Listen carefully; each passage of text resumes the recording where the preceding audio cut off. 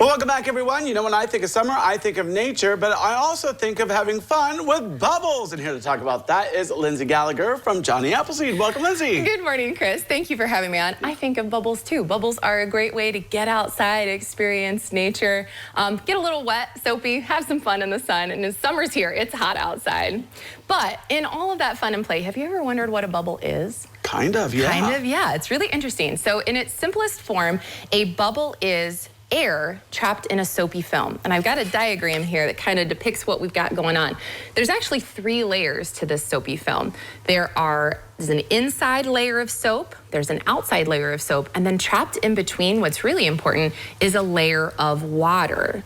Now, the air is a bubble inside, and when we have soap or detergent mixed with water, that's how you make a bubble solution, the water surface tension becomes reduced and the water becomes flexible, so it can take on all of these different shapes.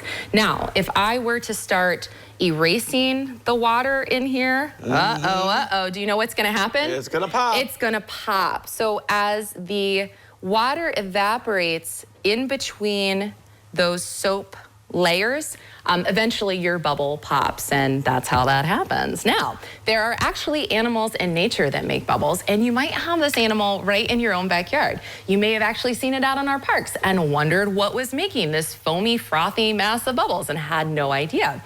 Well, it's a small, tiny creature called a spittlebug, and it's actually the juvenile form of a larger adult insect called a frog hopper.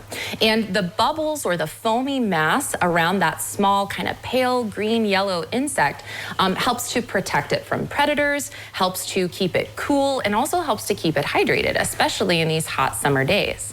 Now, humans blow bubbles using their mouths. Do you know, Chris, how the spittlebug blows bubbles? Probably from the other end. It does! The spittlebug blows bubbles through its butt. It actually has sucking mouth parts that will bring up the sap and the juices on plant stems and stalks. And when it comes into the abdomen, it's mixed around with air. And as it is expelled or extruded through the abdomen, you create these foamy bubbles. Now, you also might be wondering then, if the water evaporates on our bubbles, how can a spittlebug have bubbles that last a long time?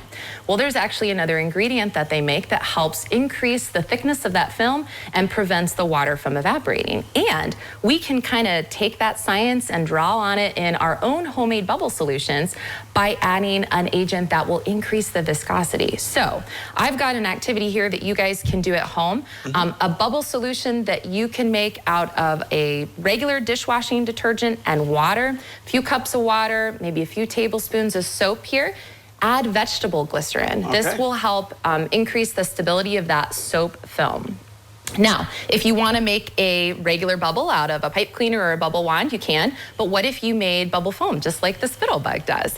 If you take a solid, kind of sturdy plastic bottle, cut the bottom off with the help of an adult. You can use scissors or an X-Acto knife. Then you take an old sock and cut it probably in half here.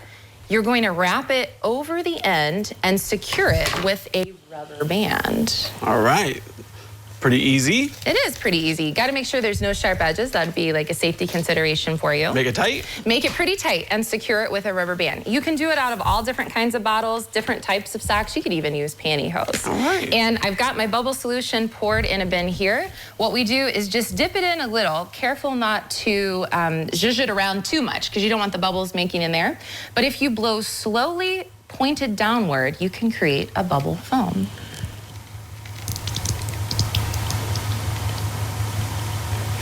Excellent. Oh, look at you. Cool. You're just a regular old spittlebug. All right, well, Lindsay, thank you so much for, sharing the bubbles and nature and a fun experiment that we could all do at home. So thanks for coming on. You're welcome. All right, well, don't go away, because we have Barbie return.